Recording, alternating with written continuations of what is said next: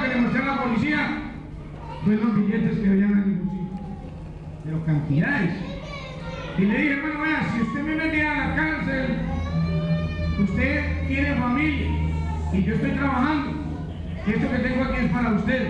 Se le compró la conciencia con esos dólares. Al comprar la conciencia con él, me pusieron la maleta a lo que aquí llaman vereda del aeropuerto. En el andén del aeropuerto en Pereira me pusieron la maleta con la droga, nos pusimos una cita con el policía, con los policías, y se les dio una plata. Entonces eso hizo que yo creciera más en ese medio, porque era uno de los pocos hombres que rescataban la droga y quedaba en libertad.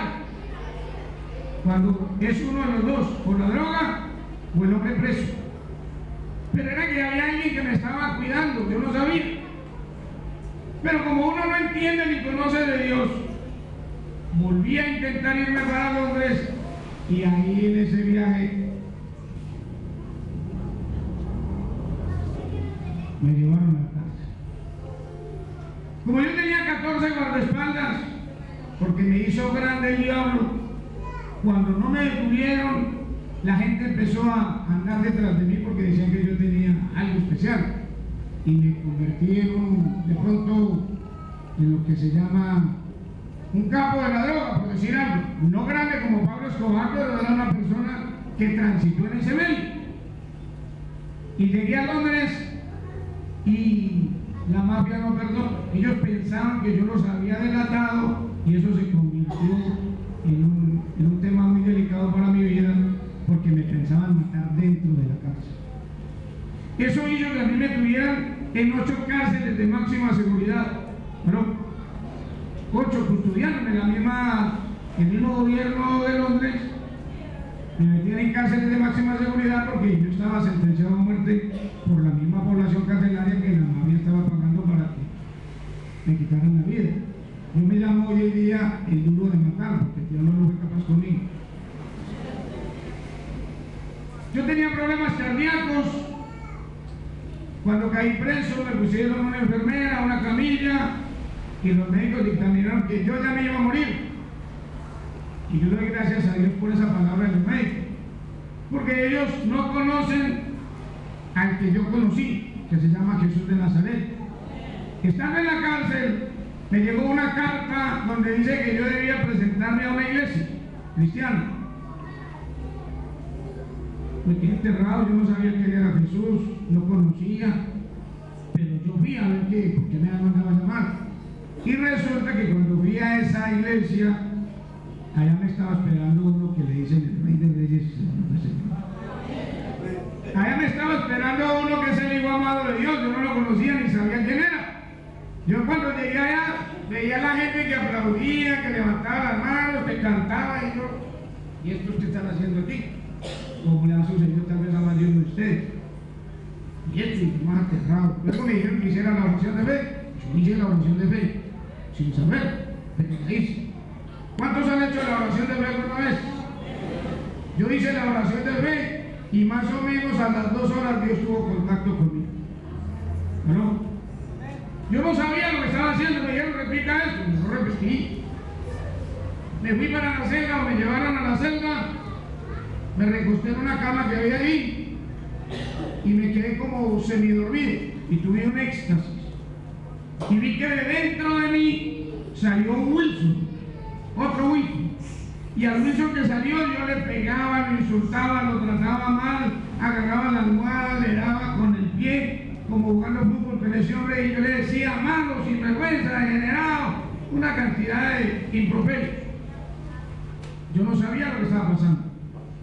Al otro día volví a la iglesia y les conté, y dijeron, gloria to God, gloria a Dios. Y les dije, guay, ¿por qué?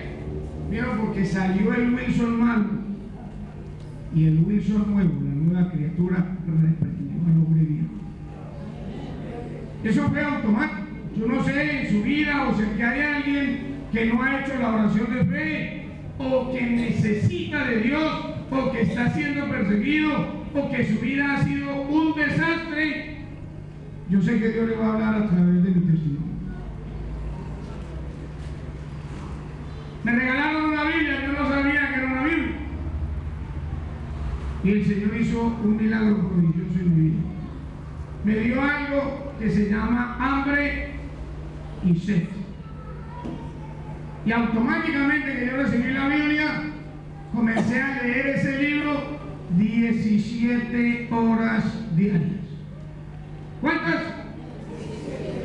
Una pregunta, ¿cuántas horas lee usted la Biblia al día? ¿No? Eso fue automático. El Señor hizo un trabajo prodigioso en mi vida. Cuando comencé a leer la Biblia yo no entendía. Me llegué a leer una Biblia de Génesis, Apocalipsis en 35 horas. Y lea, ya no sabía qué estaba leyendo. No sabía. Pero llegó el momento en que hay alguien que se llama el Espíritu Santo. ¿Han escuchado hablar de él? El Espíritu Santo empezó a darme revelación. Y empezó a decirme que anotara en un papel lo que me gustara. Y yo empezaba a leer y me gustaba, lo anotaba. Y lo que no entendía también lo anotaba. Pero como yo entré en una relación íntima y personal con ese que yo no conocía, que se llama Jesús de Nazaret, algo empezó a pasar en mi vida, que fue la transformación del hombre viejo al hombre nuevo, a la nueva criatura. Nosotros, por ende, como no éramos creyentes, pues uno poco de arrodillarse. Y yo empezaba a sentir que algo me dolía por aquí atrás. ¿Cuántos han manejado un control remoto? Y era Dios manejándome con su control remoto. Y yo sentía que me dolía y yo me agachaba y ¿qué me pasa? Me duele. ¿Qué me pasa? ¿Qué me pasa? ¿Qué me pasa? ¿Qué me pasa? ¿Qué me pasa? Y con el control remoto me arrodillaron.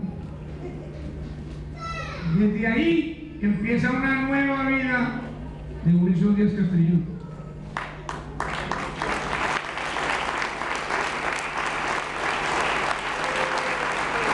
A su nombre comenzó ese Jesús de Nazaret a cambiarme, a renovarme.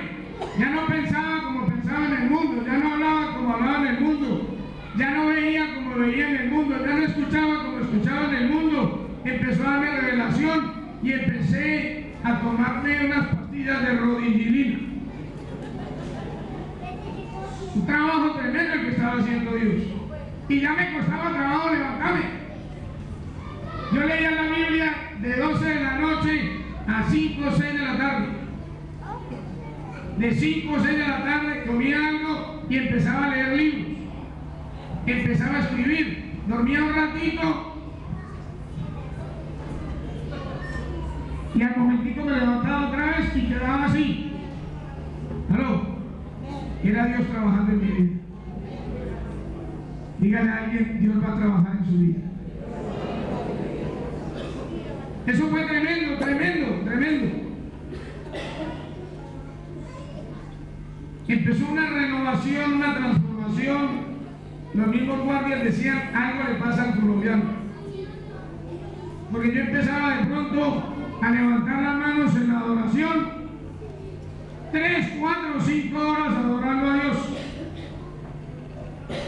¿Aló? Y yo sentía que estaba como embriagado. Y ella, pero si yo no estoy tomando trago porque estoy bien. ¿Quién me estaba embriagando? El vino nuevo, el vino de Dios. Dígale a alguien, el vino de Dios va a entrar a mi vida. Y ese vino me va a embriagar. Ese vino me va a transformar.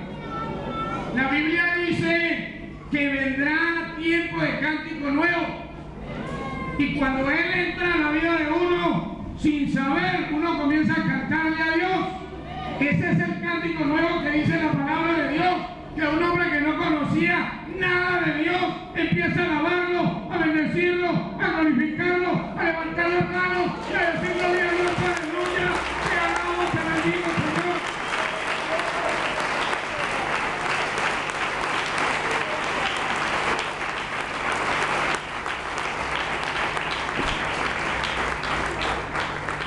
Muchos no entienden la Biblia y un cántico nuevo y empiezan a prepararse para cantar una nueva alabanza a Dios.